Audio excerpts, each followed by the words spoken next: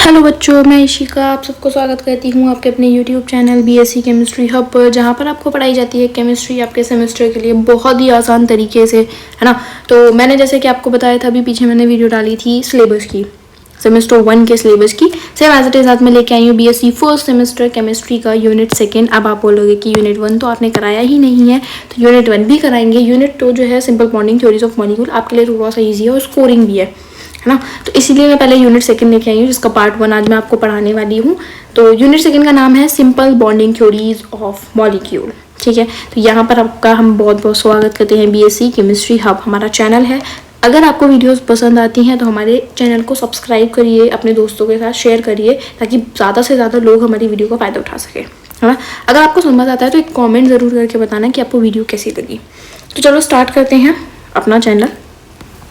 अपनी वीडियो क्या है हमारा, simple bonding theories of molecule. क्या है हमारा चैनल चैप्टर का नाम, simple bonding theories of molecule. अब जैसे कि अगर आपके पास बुक्स नहीं है कोई दिक्कत नहीं है, मैं आपको यहाँ नोट्स बनवाऊंगी, देख सकते हैं। मैं पीपीटी लेके आई हूँ, बहुत अच्छे से पीपीटी में बना के लाई हूँ, तो टेंशन मत लीजिए, मैं आपकी पीपीटी बहुत अच्छे से बनाऊंगी। आप यहाँ से नोट्स बना सकते हैं। और पीपीटी बनाने में देखो थोड़ी सी मेहनत तो लगती है, तो इस मेहनत के लिए एक लाइक कर देना और एक कॉमेंट कर देना कि आपको वीडियो कैसी लगी। सो स्टार्ट करते हैं अपनी यूनिट नंबर 2, जिसका नाम है simple bonding theories of molecule. सबसे पहले आता है एटॉमिक ऑर्बिटल। पहला टॉपिक क्या है हमारा, एटॉमिक ऑर्बिटल्स क्या होते हैं। तो एक चीज़ होती है एटम, है ना, सबने नाम सुना होगा एटम का। एक सेकेंड में पेज इंसर्ट कर लेती हूँ, एक ऐड पेज। ठीक है, अब मैं आपको समझाती हूँ व्हाट इज एन एटम। थोड़ा सा बेसिक समझाऊंगी एटम क्या होता है। तो हमें पता है कि एटम जो होता है वो हमारा स्मॉलेस्ट यूनिट होती है, किसी भी मैटर की स्मॉलेस्ट यूनिट, जिससे मिलकर कोई भी ऑब्जेक्ट या मैटर बनता है। ठीक है, अब स्मॉलेस्ट यूनिट एटम जो होता है वो दिखता कैसे है। तो हमें पता है कि सेंटर पर क्या होता है, एक न्यूक्लियस होता है, जिसमें कैसा चार्ज होता है, पॉजिटिव चार्ज होता है। फिर उसके आसपास क्या होते हैं, हमारी शेल्स होती हैं, या हम उनको बोल सकते हैं ऑर्बिट्स होते हैं। क्या होता है, इस तरीके से हमारे अलग अलग ऑर्बिट्स होते हैं, और जिनके अंदर हमारे क्या होते हैं, इलेक्ट्रॉन्स होते हैं। इनके अंदर हमारे क्या होते हैं, इलेक्ट्रॉन्स, और ये क्या करते हैं, न्यूक्लियस के चारों तरफ घूमते हैं, ऐसे ऐसे ऐसे रोटेट करते हैं। ठीक है, तो हम क्या बोलेंगे कि ये क्या है हमारा, what is this, this is nucleus. इसको क्या बोलते हैं हम, न्यूक्लियस बोलते हैं। ठीक है, ये क्या है हमारे इलेक्ट्रॉन्स। क्या है ये हमारे इलेक्ट्रॉन, जिन पे कैसा चार्ज होता है, नेगेटिव चार्ज होता है। ये घूमते हैं, किसके अराउंड घूमते हैं, न्यूक्लियस के अराउंड घूमते हैं। अब न्यूक्लियस के अंदर क्या होते हैं, तो न्यूक्लियस के अंदर जो होते हैं इनको बोलते हैं प्रोटॉन्स।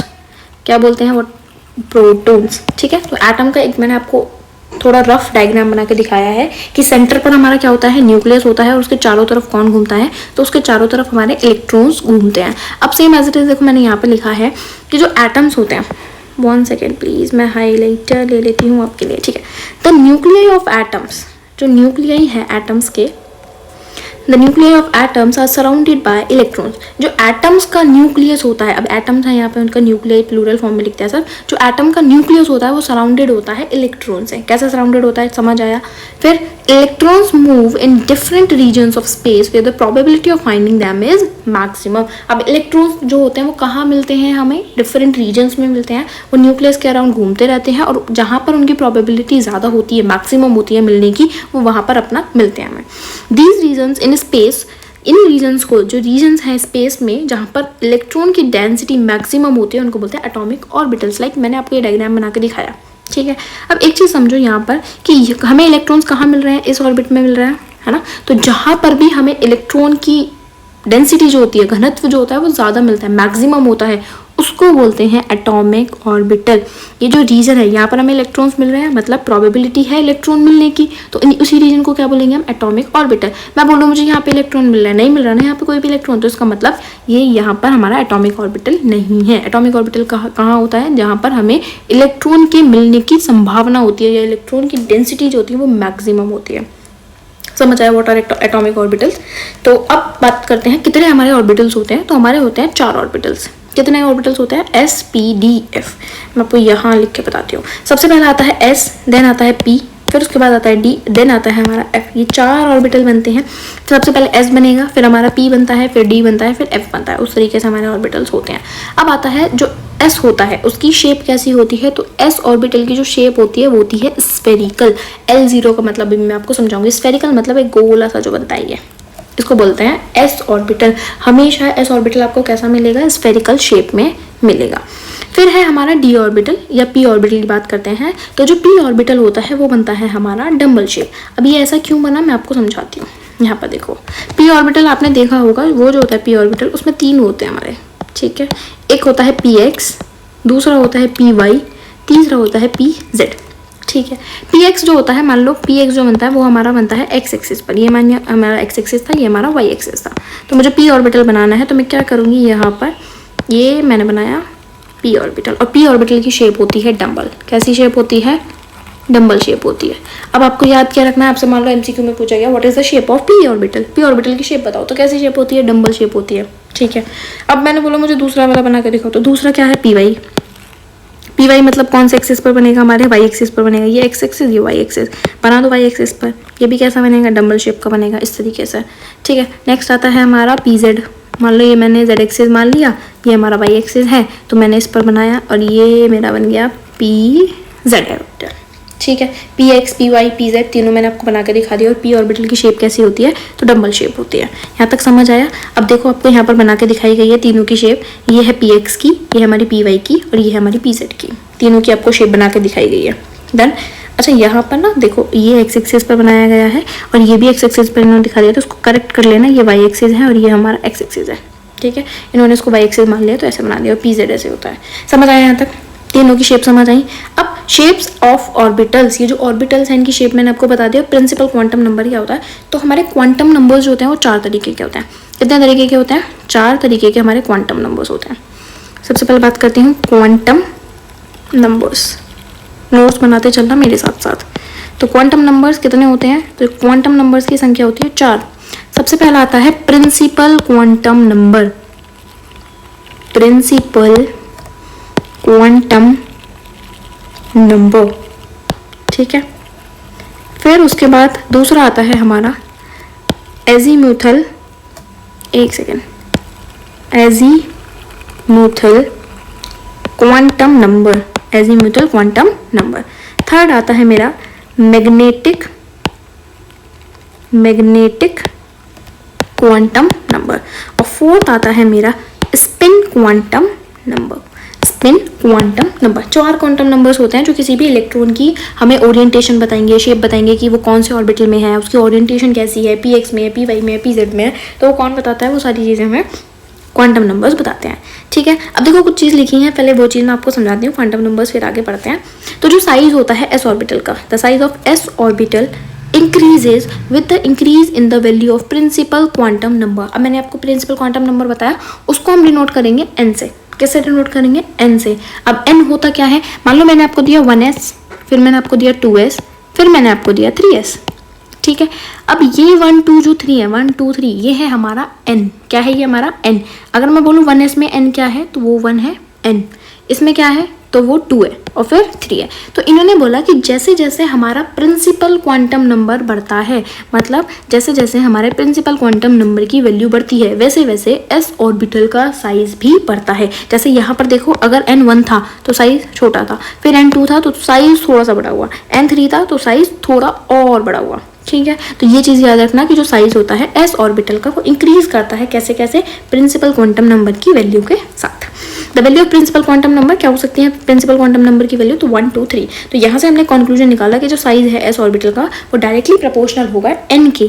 एन मतलब प्रिंसिपल क्वांटम नंबर के। अगर एन की वैल्यू बढ़ेगी तो हमारा एस ऑर्बिटल का जो साइज है वो भी बढ़ेगा। डन, यहाँ तक समझ आया। अब आते हैं डी ऑर्बिटल पर। ये है हमारा डी ऑर्बिटल। डी ऑर्बिटल की जो शेप होती है वो आप लिख लेना, वो होती है डबल डम्बल। कैसी शेप होती है, मैं यहाँ लिख रही हूँ, तो वो होती है हमारी डबल डम्बल। वहाँ पर सिंगल डम्बल था, यहाँ पर डबल डम्बल हो गया है। लाइक डी एक्स वाई, एक ये बना एक ये बना, डबल डम्बल हो गए। फिर डी एक्स वाई, दूसरा डी वाई जेड, देन आता है हमारा डी एक्स जेड। ये कैसे होता है देखो, मैं यहाँ आपको एक जगह समझा देती हूँ। डी ऑर्बिटल में 5 लोब बनते हैं, 1 2 3 4 5। इसको बोलेंगे हम, क्या बोलेंगे पहले वाले को, इसको बोलेंगे डी एक्स वाई, इसको बोलेंगे डी वाई जेड, फिर आएगा डी जेड एक्स, फिर ये आता है हमारा D X square minus Y square, और लास्ट आता है डी जेड स्क्वायर। तो ये 5 ऑर्बिटल हमारे इसके अंदर बनते हैं। लाइक अब ये तीनों जो थे, फर्स्ट वाले तीनों D X Y, D Y Z, D Z X, तो ये हमारे थे ऑन द एक्सिस। कहाँ थे ये, ऑन द एक्सिस। सॉरी एक सेकेंड, माई मिस्टेक, ये है बिटवीन द एक्सिस। कहाँ पर है ये? Between the axis. Between the axis का मतलब है कि देखो ये हमारा एक्सिस है ना, और ये कहाँ बन रहे हैं? एक्सिस के बीच में बन रहे हैं, तो ये तीनों क्या हो गए हमारे? Between the axis. लेकिन इन दोनों की बात करूँ तो ये होते हैं हमारे ऑन द एक्सिस। अब देखो ये हमारा एक्सिस था, उस एक्सिस पे ही बन गए, तो ये हो गया हमारा ऑन द एक्सिस, और ये हो गया हमारा ये भी ऑन द एक्सिस। एक बार मैं आपको फिर से डायग्राम बना के दिखा देती हूँ। एक पेज और इंसर्ट कर लेती हूँ मैं आपके लिए, यहाँ पर इंसर्ट करती हूँ, एक सेकेंड, ऐड पेज। ठीक है, हो गया हमारा पेज ऐड। अब मैं आपको यहाँ पर इनकी शेप से एक बार समझा देती हूँ, डी ऑर्बिटल की shape of D orbital. Shape of D orbitals 5 होते हैं। सबसे पहले मैं आपको बताती हूँ बिटवीन द एक्सिस वाले, बिटवीन द एक्सिस। ठीक है, अब बिटवीन द एक्सिस का मतलब क्या है? तो थोड़ा सा मैं इसको ना, एक सेकेंड, थोड़ा सा इसको छोटा कर देती हूँ ताकि बस। अब देखो सबसे पहला आता है हमारा बिटवीन द एक्सिस में डी एक्स वाई। तो मुझे पहले बनाना है एक्स एक्सिस और वाई एक्सिस। ये मेरा वाई एक्सिस हो गया, ये मेरा एक्स एक्सिस हो गया, ये है मेरा एक्स एक्सिस, ये है मेरा वाई एक्सिस। मुझे क्या बनाना है? Double dumbbell. तो डबल डंबल हमारा बनेगा, एक डंबल मेरा बनेगा एक्स एक्सिस पर, सॉरी एक सेकेंड, एक मेरा बनेगा ये और एक मेरा बनेगा वाई एक्सिस में। तो देखो ये हमारा एक्सिस था, मैं भी आपको समझाती हूँ, ये हमारा एक्सिस था और ये हमारा एक्सिस था। तो ये सो डी एक्स वाई मैं आपको समझा चुकी हूँ। अब आता है हमारा डी वाई जेड। एक सेकेंड मैं इसको थोड़ा सा ना, एक सेकेंड, इसको मैं थोड़ा सा अरेंज कर देती हूँ ताकि हमें स्पेस की प्रॉब्लम ना हो। तो ये हो गया हमारा डी एक्स वाई। ठीक है, अब मैं आपको समझाती हूँ D Y Z. D Y Z same as it is D Y Z बनेगा। आपको एक वाई एक्सिस लेना है, मान लो ये मैंने लिया वाई एक्सिस, देन ये मैंने लिया हमारा जेड एक्सिस। ठीक है, डायग्राम पर ध्यान मत देना ज़्यादा मेरा। ये हो गया हमारा एक डंबल, ये हो गया हमारा दूसरा डंबल, तो ये हो गया हमारा डी वाई जेड। ठीक है, डबल डंबल हमने बनाया, और ये भी कैसा है? Between the axis. ये भी हमारा कैसा बना है? बिटवीन द एक्सिस बना है। तो मैं इसको भी यहाँ कर देती हूँ, एक सेकेंड, सॉरी गाइस, ये रहा। ठीक है, ये हो गया हमारा डी वाई जेड। देन आता है हमारा डी जेड एक्स। ठीक है जी, डी जेड एक्स कैसा होता है? अब हमारा ये हो गया हमारा जेड एक्सिस मान लो, और ये मैंने ले लिया एक्स एक्सिस। अब मुझे इसके बीच में डंबल बनाना है, तो एक डंबल मैंने इधर बनाया, एक डंबल मैंने इधर बनाया, तो ये भी हमारा कैसा बना है? Between the axis. ये तीनों ही कैसे होते बनते हैं हमारे? बिटवीन द एक्सिस, मतलब एक्सिस के बीच में, एक्सिस के बीच में बनते हैं। अब दो आते हैं हमारे ऑन द एक्सिस वाले, on the axis. On the axis पे सबसे पहला आता है D X square minus Y square. D X square minus Y square कैसे बनेगा? एक बनाना है एक्स एक्सिस, ये हो गया एक्स एक्सिस, और इसके साइड वाला ये हो गया हमारा वाई एक्सिस। अब दोनों ही एक्सिस पर बनेंगे, तो एक मैंने बनाया ये अपना ये वाला एक्सिस, और एक मैंने बनाया ये एक्स एक्सिस पर। तो ये कैसा बना हमारा? On the axis. ठीक है, D X square minus Y square. दूसरा क्या आता है? दूसरा आता है D Z square. D Z square, last जो आता है वो आता है डी जेड स्क्वायर। ये भी कैसा बनता है? On the axis. अब ऑन द एक्सिस ये कैसा बनेगा? आपको बनाना है, एक मान लो मैंने ले लिया ये जेड एक्सिस, और ये भी मैंने ले लिया अपना जेड एक्सिस। तो अब मैंने एक बनाया ये ऊपर डंबल, और एक मैंने बनाया यहाँ पर। तो ये जो बनता है हमारा, ये बनता है डी जेड स्क्वायर। पांचों शेप आपको समझ आई? ऑन द एक्सिस कौन सा होता है और बिटवीन द एक्सिस कौन सा होता है, आपको ये समझ आना चाहिए पहले। अब देखो मैंने यहाँ पर जो ये करा है ना, एक सेकेंड में इसको थोड़ा सा ना इरेज कर देती हूँ ताकि आपको ये चीज़ें जो मैंने करा है ना आपको समझ आए सब। ठीक है, अब देखो यहाँ पर देखो, ये हमारा डी एक्स वाई है, ये डी वाई जेड है, ये डी जेड एक्स है, और ये D X square minus Y square. ये थोड़ा सा गलत बना है, इसको वहाँ से बना लेना जहाँ से मैंने भी बनवाया डी जेड स्क्वायर।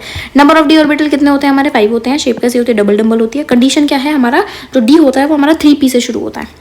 ठीक है, यहाँ तक समझ आया? The shape and size of orbital play a crucial role in bonding of atom to form molecule. जब हमारे मॉलिक्यूल बनते हैं तो वहाँ पर जो मेन चीज़ होती है, जो क्रूशियल रोल होता है, वो शेप और साइज का होता है। ठीक है, SPDF का समझ आया? अब जो F ऑर्बिटल होता है ना, उसकी अभी तक शेप जो है हमें डिस्क्राइब नहीं करी गई है, तो इसलिए हम F ऑर्बिटल की शेप को नहीं पढ़ते हैं। ठीक है, S की कैसी होती है? स्फेरिकल होती है। P की कैसी होती है? डबल डंबल होती है। और D की कैसी होती है? डबल डंबल होती है। यहाँ तक समझ आ गया सबको? ठीक है, अब मैं आपको बताती हूँ आगे। अब आता है हमारा बॉन्ड ऑर्डर एंड कुछ क्वांटम नंबर्स। एक चीज़ समझाती हूँ, देखो मैंने आपको क्वांटम नंबर्स यहाँ पर हमारा लिखा है। देखो क्वांटम नंबर्स SPDF होते हैं। जो एजीमुथल क्वांटम नंबर मैंने आपको बताया था ना, यहाँ पे वहीं समझा देती हूँ मैं। ये हमारा एजीमुथल क्वांटम नंबर है। एजीमुथल क्वांटम नंबर को हम डिनोट करते हैं L से। ठीक है। और इसमें 4 चीज़ होती है, S, P, D, F। तो एजीमुथल क्वांटम नंबर में S की जो वैल्यू होती है वो 0 होती है एजीमुथल क्वांटम नंबर की, P की 1 होती है, D की 2 होती है और F की 3 होती है। ये याद रखना, S के लिए 0, P के लिए 1, L की वैल्यू, D के लिए 2 होती है और F के लिए 3 होती है। जो ऊपर लिखा हुआ था वो यही चीज़ लिखी हुई थी। अब आते हैं बॉन्ड ऑर्डर क्वांटम नंबर्स पे। What is bond order? देखो बॉन्ड ऑर्डर का मतलब क्या होता है, एक होता है बॉन्ड लेंथ। मान लो मैंने बॉन्ड बनाया हाइड्रोजन और हाइड्रोजन के बीच में, तो what is this is called, इसको क्या बोलते हैं हम, इसको बोलते हैं बॉन्ड लेंथ। क्या बोलते हैं इसको हम? Bond length. ठीक है, बॉन्ड लेंथ समझ आया। अब जो बॉन्ड ऑर्डर होता है ना is inversely proportional to bond length. ये चीज़ याद रखना कि जो बॉन्ड ऑर्डर होता है वो इनवर्सली प्रोपोर्शनल होता है बॉन्ड लेंथ के। अगर हमारी बॉन्ड लेंथ बढ़ती है तो हमारा बॉन्ड ऑर्डर घटता है। ठीक है, बॉन्ड लेंथ कैसे बढ़ेगी अब वो समझाती हूँ। यहाँ पर लिखा है एज बॉन्ड ऑर्डर इंक्रीजेस, जैसे जैसे हमारा बॉन्ड ऑर्डर बढ़ेगा वैसे वैसे हमारी बॉन्ड लेंथ घटेगी। या फिर हमने लिखा है यहाँ पर कि हमारा अगर बॉन्ड ऑर्डर इंक्रीज होता है तो बॉन्ड जो होता है वो स्ट्रॉन्गर बनता है। मतलब कि जैसे जैसे आपका बॉन्ड ऑर्डर बढ़ेगा, ये चीज़ याद रखना कि जैसे जैसे आपका बॉन्ड ऑर्डर बढ़ता है वैसे वैसे हमारा बॉन्ड स्ट्रॉन्ग होता चला जाता है। डन, ठीक है। अब यहाँ पर देखो सिंगल बॉन्ड होता है, डबल बॉन्ड होता है, ट्रिपल बॉन्ड होता है। ये सिंगल बॉन्ड है, ये डबल बॉन्ड है और ये हमारा ट्रिपल बॉन्ड है। तो सिंगल बॉन्ड की जो बॉन्ड लेंथ होती है वो लॉन्गेस्ट होती है, सबसे लंबा बॉन्ड होता है। और ये बॉन्ड कैसा होता है? वीकेस्ट। क्यों? जिसकी बॉन्ड लेंथ ज़्यादा उसका बॉन्ड ऑर्डर कम। सेम एज डबल बॉन्ड आएगा। और सबसे स्ट्रॉन्गेस्ट बॉन्ड कौन सा होता है? हमारा ट्रिपल बॉन्ड, क्योंकि उनके बीच में जो बॉन्ड डिस्टेंस होती है, बॉन्ड लेंथ होती है वो बहुत कम होती है, शॉर्टेस्ट होती है, जिसकी वजह से बॉन्ड स्ट्रेंथ सबसे ज़्यादा स्ट्रॉन्गेस्ट होती है। तो ट्रिपल बॉन्ड हमारा स्ट्रॉन्गेस्ट बॉन्ड माना जाता है। जैसे यहाँ पर आपको एग्जाम्पल दिया है O2, बॉन्ड ऑर्डर हमारा 2 होता है क्योंकि ऑक्सीजन में कैसा बॉन्ड बनता है? हमारा डबल बॉन्ड बनता है। तो ये स्ट्रॉन्गर बॉन्ड है। फिर यहाँ पर हमारा बॉन्ड ऑर्डर 2.5 आया। कैसे कैसे बॉन्ड ऑर्डर निकालते हैं वो मैं आपको निकालना सिखाऊंगी MOT में। ठीक है, अभी सिर्फ इतना याद रखो कि बॉन्ड लेंथ जो होता है वो इनवर्सली प्रोपोर्शनल होता है बॉन्ड लेंथ के। सेम चीज़ यहाँ पे आपको समराइज करके दी हुई है। देखो सब चीज़ें मैं आपके लिए लेके आई हूँ, बहुत अच्छे नोट्स हैं, बेस्ट नोट्स। अगर आप इनको ही चाहते हो तो आप बता दीजिए, मैं टेलीग्राम चैनल बना दूंगी, आपको ये PDF प्रोवाइड करवा दूंगी। अगर आपको नोट्स नहीं भी बनाने तो आप इन PDF को पढ़ के काम कर सकते हो। तो यहाँ पर लिखा है कि बॉन्ड ऑर्डर जो है वो इनवर्सली प्रोपोर्शनल होती है बॉन्ड लेंथ के। ठीक है, अगर हमारा बॉन्ड लेंथ बढ़ता है तो बॉन्ड ऑर्डर बढ़ता है तो बॉन्ड लेंथ घटती है और बॉन्ड स्ट्रेंथ बढ़ती है। Higher bond order means stronger and shorter bond. जितना ज़्यादा बॉन्ड ऑर्डर होगा उतना ज़्यादा स्ट्रॉन्गेस्ट बॉन्ड होगा और शॉर्टर बॉन्ड होगा। यहाँ पर अब हमें क्वांटम नंबर्स दिए हैं जो मैंने अभी आपको लिखवाए थे। तो 4 क्वांटम नंबर होते हैं, principal quantum number, azimuthal quantum number, magnetic quantum number और स्पिन क्वांटम नंबर। ठीक है, अब ये है हमारी शेल, जो हमारी ये जो बनती है ना ये शेल होती हैं। तो n = 1 जो पहली शेल होगी उसको बोलेंगे K शेल, जो दूसरी शेल होगी उसको बोलते हैं L शेल, तीसरी को बोलते हैं M शेल और चौथी को बोलते हैं N शेल। 4 शेल होती है K, L, M, N। अब एक चीज़ याद रखना, अगर हमें नंबर ऑफ इलेक्ट्रॉन्स फाइंड करने हैं, क्या फाइंड करने हैं हमें? नंबर ऑफ इलेक्ट्रॉन्स किसी भी शेल में, तो उसका फॉर्मूला होता है 2n²। याद रखना क्या फॉर्मूला होता है? 2n²। अब मैं बोलूँ मुझे बताओ K शेल में कितने नंबर ऑफ इलेक्ट्रॉन्स मैक्सिमम हो सकते हैं? तो n की वैल्यू कितनी है? 1, तो 1 का स्क्वायर 1, 1 × 2 2। तो K में कितने हो सकते हैं? 2 इलेक्ट्रॉन्स हो सकते हैं मैक्सिमम। फिर आते हैं L में, तो L में कितना होता है? 2 2 2 स्क्वायर, 2 का स्क्वायर 4 4 2 8। तो L में कितने हो सकते हैं? 8 इलेक्ट्रॉन्स हो सकते हैं। M में कितने हो सकते हैं? 3 का स्क्वायर 9 9 2 18। यहाँ से एज इट इज 32 आएंगे। तो ये होता है हमारा नंबर ऑफ इलेक्ट्रॉन्स फाइंड करने का। अब प्रिंसिपल क्वांटम नंबर को हम डिनोट करेंगे N से, एजीमुथल को हम डिनोट करते हैं L से, मैग्नेटिक को M से और स्पिन क्वांटम नंबर को ज़्यादातर S से या MS से। ठीक है, अब what it represents, principal quantum number क्या रिप्रेजेंट करता है? तो एनर्जी लेवल या शेल को, कि कौन सी शेल है। N1 है तो K शेल है, N2 है तो L शेल है ना, N3 है तो M शेल है। फिर हमें एजीमुथल क्वांटम नंबर बताता है सब शेल। सब शेल का मतलब है कि S है, P है, D है या F है, वो हमें क्या बताएगा? Azimuthal quantum number. और एजीमुथल क्वांटम नंबर की वैल्यू जो होती है वो 0 से n-1 तक होती है। मान लो आपका n जो आया वो 1 आया, तो बताया एजीमुथल क्वांटम नंबर कितना आएगा? तो 0 होगा और 1 - 1 0, मतलब सिर्फ 0 ही होगा। अगर मैंने बोला आपका n जो है वो 2 है, तो बताओ एजीमुथल क्वांटम नंबर क्या होगा? तो 0 होगा और 2 - 1 1 होगा। यानी कि S 0 किसके लिए होता है? S के लिए, और 1 किसके लिए होता है? P के लिए। यानी कि S भी होगा और P भी होगा। ठीक है, ये चीज़ याद रखना कि वो क्या रिप्रेजेंट करता है। Same as it is magnetic quantum number क्या रिप्रेजेंट करता है? तो वो ओरिएंटेशन को रिप्रेजेंट करता है। ठीक है, और वैल्यू कहाँ से कहाँ तक होती है? -L to +L। जैसे अभी हमारा L की वैल्यू आई 1, तो +1 है ना, 0 और -1, तो +L to -L या -L to +L। फिर आता है spin quantum number. Spin quantum number का मतलब होता है स्पिन ऑफ इलेक्ट्रॉन। दो तरीके, अब जब इलेक्ट्रॉन फिल करते हो तो ऐसे फिल करते हो, एक अप और एक डाउन करके, क्योंकि इलेक्ट्रॉन दोनों ही कैसे हैं? नेगेटिव चार्ज है, और नेगेटिव क्या करेंगे? अनलाइक चार्जेस क्या करते हैं? लाइक चार्जेस क्या करते हैं? रिपल करते हैं, जिसकी वजह से एक स्पिन अप होता है, एक स्पिन डाउन होता है। जो स्पिन अप है उसकी वैल्यू होती है +1/2, जो स्पिन डाउन है उसकी वैल्यू होती है -1/2। समझ आया यहाँ तक सब कुछ? ठीक है, अभी ये डीज नहीं होगा, अब टेंशन ना लो, सब ऐसे ही रहेगा। चलो आगे बढ़ते हैं। अब आता है हमारा सबशेल या एजीमुथल क्वांटम नंबर, जो मैंने अभी आपको बताया था।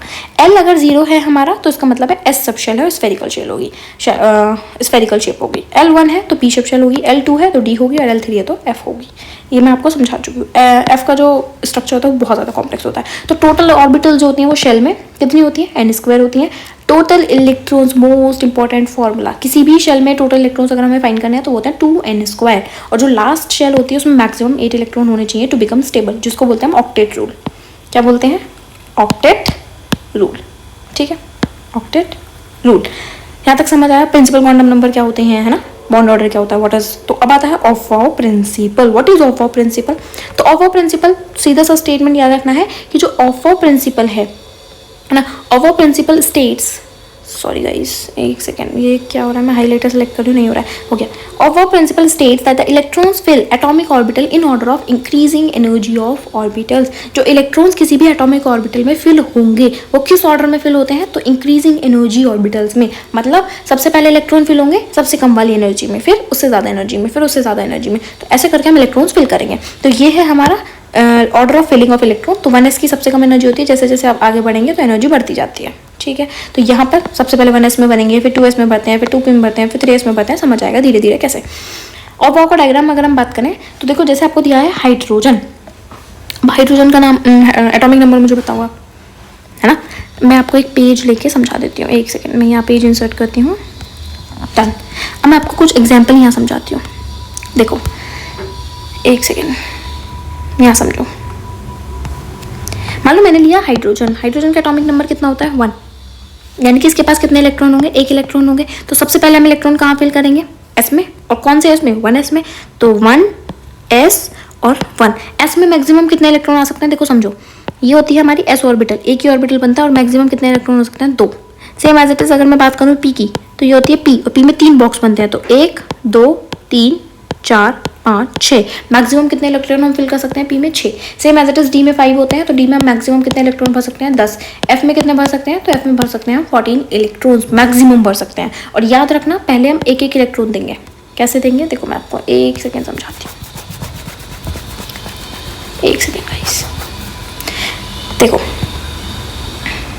सॉरी गाइस, क्या होता रहता है, मैं मुझे समझ नहीं आता। देखो अगर आपके पास p ऑर्बिटल था मान लो, तो p कैसे होता है, ऐसे होता है, px py pz ऐसे होता है ना। तो अगर आपके पास 3 इलेक्ट्रॉन है तो आप कैसे फिल करोगे, 1 2 3, मतलब पहले सारे ऑर्बिटल्स में, सारे शेल्स में एक एक इलेक्ट्रॉन दोगे, तब जाके आप इनको आगे फिल करोगे। ठीक है, ऐसा नहीं है कि आप पहले एक को फिल करोगे, नहीं, पहले आप सबको एक एक इलेक्ट्रॉन दोगे, उसके बाद जाके आप बाकी को पेयर कर पाओगे।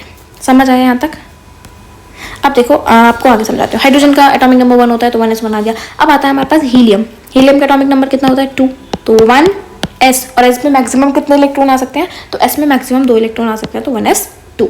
सेम एज इट इज अगर मैं बोलूँ सोडियम कितने पे आता है, 11 पे आता है, तो 1s2। फिर 1s के बाद किस में फिल करेंगे, एक बार मैं आपको देखो दिखा देती हूँ। 1s के बाद हम फिल करेंगे 2s में। ठीक है, तो 1s के बाद हमें फिल करना है 2s में, तो यहाँ आएगा 2s, और 2s में भी मैक्सिमम कितने इलेक्ट्रॉन आ सकते हैं, तो 2 ही आ सकते हैं, क्योंकि s ऑर्बिटल है, 2s2। इसके बाद हम किस में फिल करते हैं, तो p में, तो 2p, p में कितने मैक्सिमम फिल कर सकते हैं, 6। अब देखो इलेक्ट्रॉन 2 4 6 मतलब 10, और कितने फिल करने हैं हमें इलेक्ट्रॉन, 11। तो यहाँ पर आएगा 3s, और s में कितने इलेक्ट्रॉन कितने बचे, 1, तो 1 बचा। अब देख लो 11 इलेक्ट्रॉन हो गए। This is called electronic configuration, जो हमें ऑफ-वाउ प्रिंसिपल से पता चलता है। किससे पता चलता है हमें, ऑफ-वाउ प्रिंसिपल से ही हमें पता चलता है। ठीक है, ये याद रखना गाइस। मैं इसको एक सेकंड ठीक कर देती हूँ। तो 1s2 2s2 2p6 और 3s1। ठीक है, तो ये था ऑफ-वाउ प्रिंसिपल, जो हमें बताता है कि हमें अगर इलेक्ट्रॉन्स फिल करने हैं तो हम कैसे फिल करेंगे, इंक्रीजिंग ऑर्डर में फिल करेंगे। मतलब जैसे जैसे एनर्जी बढ़ेगी वैसे वैसे हम इलेक्ट्रॉन्स फिल करेंगे। यहाँ पर आपको कुछ एग्जांपल्स दिए हैं। ठीक है, अब आगे बढ़ते हैं एटॉमिक ऑर्बिटल्स की ओवरलैपिंग। देखो ओवरलैपिंग हमें क्यों पढ़नी है, क्योंकि हमें पढ़नी है वीबीटी, वैलेंस बॉन्ड थ्योरी, जो मोस्ट इंपॉर्टेंट है। अब देखो आपको थोड़ी वीडियो बड़ी लगेगी, क्यों, क्योंकि मैं आपको सब कुछ डिटेल में पढ़ाती चल रही हूँ। ठीक है, सब कुछ बेसिक से मैं आपको पढ़ा रही हूँ, तो इसलिए आपको थोड़ी सी वीडियो लॉन्ग लगेगी। समझो ओवरलैपिंग का मतलब क्या होता है। तो सबसे पहले ओवरलैपिंग मैं आपको समझाती हूँ कैसे होती है। अभी मैंने आपको बताया ओवरलैपिंग का मतलब होता है मिलना। मान लो मैंने एक ऐसे इलेक्ट्रॉन दिया, ये मेरा है 1s। ठीक है, एक और मैं लेके आई, इसको भी मैंने बोला 1s। अब मैंने क्या करवाया, इन दोनों को ओवरलैप करवाया। तो जब मैं इनको ओवरलैप करवाऊंगी तो एक ऐसे आएगा, दूसरा भी ऐसे आएगा। तो ये जो कॉमन पार्ट आया है, जहाँ पर ये दोनों एक दूसरे से मिले हैं, जो कॉमन है, इसको बोलते हैं हम ओवरलैपिंग। क्या बोलेंगे इसको हम? ओवरलैपिंग बोलते हैं। समझ आया ओवरलैपिंग क्या होती है? तो अगर ऐसे मिल रहे हैं, मतलब ये भी इधर से आया, ये भी इधर से आया, तो इसको बोलते हैं हम हेड ऑन हेड ओवरलैपिंग। क्या बोलेंगे? हेड ऑन हेड ओवरलैपिंग, या फिर बोलते हैं एंड ऑन एंड ओवरलैपिंग। क्या बोलते हैं? And on and overlapping. समझ आया? अब मान लो मैंने करवाई साइड वाइज ओवरलैपिंग, एक होती है side wise overlapping. Side wise overlapping क्या होती है? मान लो ये मैंने लिया पी ऑर्बिटल प्लस ये मैंने लिया पी ऑर्बिटल, इन दोनों को मैंने ओवरलैप करवाया। तो ओवरलैप करेंगे, कैसे करेंगे? देखो, एक बन गया मेरा ये और दूसरा बन गया मेरा कुछ इस तरीके से। अब देखो कॉमन एरिया जो आया ये हमारा कॉमन है, यहाँ पर भी और यहाँ पर भी। अब ये दोनों कैसे मिले हैं? तो ये ऐसे मिले हैं, ऐसे करके मिले हैं ना दोनों। तो इसको बोलेंगे हम साइड वाइज ओवरलैपिंग। क्या बोलेंगे इसको हम? Side wise overlapping. दो तरीके की ओवरलैपिंग होती है, साइड वाइज ओवरलैपिंग और हेड ऑन हेड ओवरलैपिंग। जब भी हेड ऑन हेड ओवरलैपिंग होगी तो यहाँ पर हमारा बनेगा सिग्मा बॉन्ड। कैसा बॉन्ड बनेगा? Sigma bond. सिग्मा बॉन्ड का मतलब होता है सिंगल बॉन्ड। डिटेल में मैं आपको पढ़ाऊंगी, भी इतना याद रखो। यहाँ पर बनता है हमारा पाई बॉन्ड। कौन सा बॉन्ड बनता है? Pi bond. ठीक है, ओवरलैपिंग का मतलब समझ आया। पी ऑर्बिटल हमारा दूसरी ओवरलैपिंग भी कर सकता है। जैसे मैंने बोला कि एक पी ऑर्बिटल मैंने ऐसे लिया, ठीक है, और दूसरा पी ऑर्बिटल भी मैंने ऐसे लिया। अब इन दोनों की ओवरलैपिंग करवाओ। तो ये दोनों ओवरलैपिंग कैसे करेंगे? देखो, एक सेकेंड, ये ऐसे आएगा और दूसरा कैसे आएगा? ऐसे। तो अब इनके बीच में ये ओवरलैपिंग हुई है और दोनों कैसे आए हैं? हेड मिले हैं ना दोनों के हेड, तो उसको बोलेंगे हेड ऑन हेड ओवरलैपिंग। समझ आया दोनों में डिफरेंस? अब आओ ओवरलैप पे। तो सबसे पहला ओवरलैपिंग का टाइप है हमारा एसएस ओवरलैपिंग। एसएस में 1s माइनस की करवाई आपने, देखो यहाँ पे डायग्राम बना, बॉन्ड कैसा बना? सिग्मा बॉन्ड बना और हेड ऑन हेड ओवरलैपिंग हुई। एसपी की करवाई, ये एक एस ऑर्बिटल था, ये एक पी ऑर्बिटल था, दोनों मिले तो क्या बना? हमारा सिग्मा बॉन्ड बना। ठीक है, यहाँ भी क्या हुई? हमारी सिग्मा बॉन्ड। अब देखो पीपी ओवरलैपिंग कैसे होती है? अभी मैंने आपको बताया पीपी मिले तो ये भी हेड ऑन हेड हुई।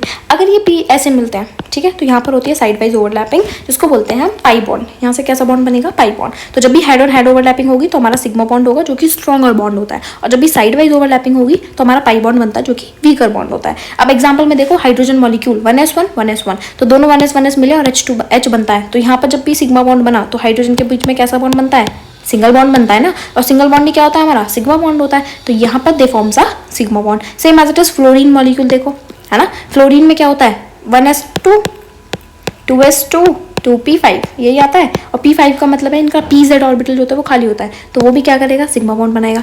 अब आता है अमोनिया मॉलिक्यूल। देखो एक बार मैं अमोनिया मॉलिक्यूल आपको दिखा देती हूँ, अमोनिया मॉलिक्यूल की ओवरलैपिंग कैसे होती है, तो वो मैं आपको एग्जाम्पल के थ्रू दिखाती हूँ। ये देखो, अमोनिया क्या होता है? NH3। अब देखो नाइट्रोजन, ये मेरे पास नाइट्रोजन है। अगर मैं बोलूँ नाइट्रोजन में 5 इलेक्ट्रॉन होते हैं लास्ट शेल में, तो मान लो मैंने ये एक इलेक्ट्रॉन रखा, एक इलेक्ट्रॉन मेरा ऐसे होता है, एक इलेक्ट्रॉन ऐसे होता है। तो मैं दिखाती हूँ आपको।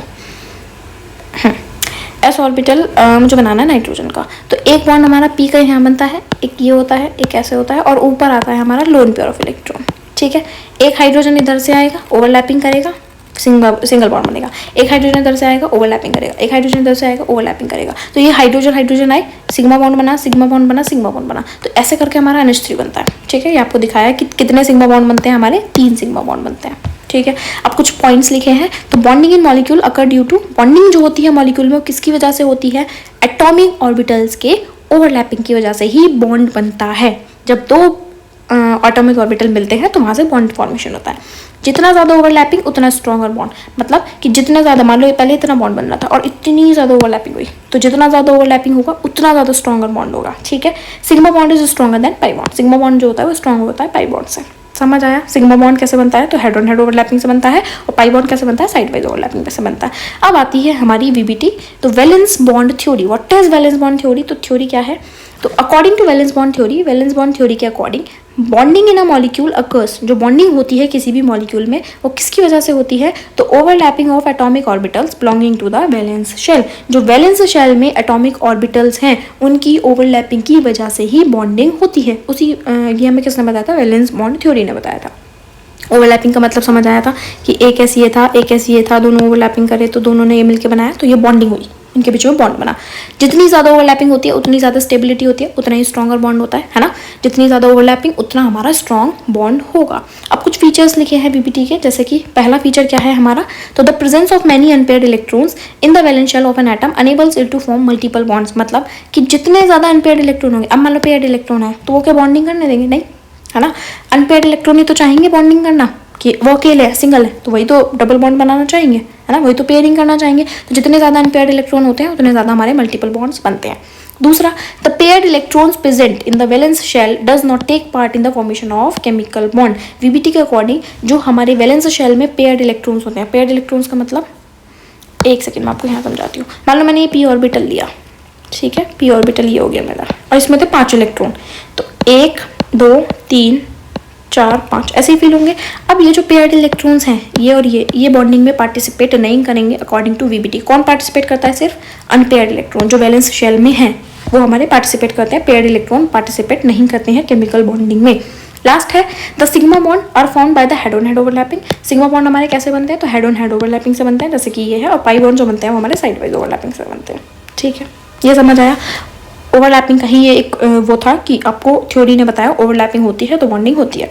फिर कुछ लिमिटेशंस हैं हमारी, किसकी लिमिटेशंस हैं? तो ये VBT की लिमिटेशन है कि VBT में क्या नहीं बता पाई। तो सबसे पहले जो VBT है, it does not give a quantitative interpretation of the energies. हमें एनर्जी के बारे में पता चला? नहीं पता चला। मॉलिक्यूल स्टेबल है कैसा है ना, वो हमें नहीं पता चला। दूसरा, no distinction between weak and strong bond. Weak और स्ट्रॉन्ग लिगेंड के बीच में हमें कोई डिस्टेंस मतलब कोई डिफरेंस नहीं बताया गया। Not valid for the calculation of cohesive energy. अब कोई कोऑर्डिनेशन कंपाउंड है उसकी कोहेसिव एनर्जी नहीं पता चली हमें, एनर्जी की तो कहीं बात ही नहीं हुई है ना, सिर्फ ओवरलैपिंग की बात हुई है।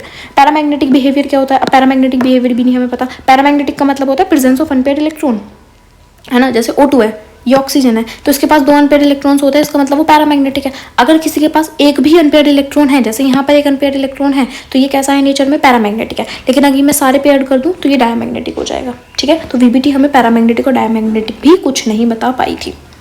अब आपसे ये नहीं पूछा जाएगा कि लिमिटेशन लिखो, क्योंकि आपका थ्योरेटिकल नहीं है पेपर, आपका ऑब्जेक्टिव पेपर है। तो आपसे पूछा जाएगा कि बताओ सिग्मा बॉन्ड कौन सी ओवरलैपिंग से बनता है ना, ये बताओ कौन सी लिमिटेशन नहीं है VBT की। तो ये कुछ लिमिटेशंस हैं जो आपको थोड़ा सा दिमाग में रखनी है। अब कुछ एग्जांपल्स हैं, जैसे हाइड्रोजन मॉलिक्यूल ओवरलैपिंग हुई, जैसे ये 1s था, ये 1s था, दोनों मिले इस तरीके से और यहाँ एक सिग्मा बॉन्ड बना, तो इससे हमारा बना 1s1 ओवरलैपिंग और सिग्मा बॉन्ड बनता है। Same as it is fluorine molecule दिया है हमें, अमोनिया मॉलिक्यूल दिया है। अब अमोनिया की एक चीज़ समझो, अमोनिया में कितने सिग्मा बॉन्ड बन रहे थे? 3, क्योंकि वहाँ पर एक क्या बचता है हमारा? लोन पेयर बचता है।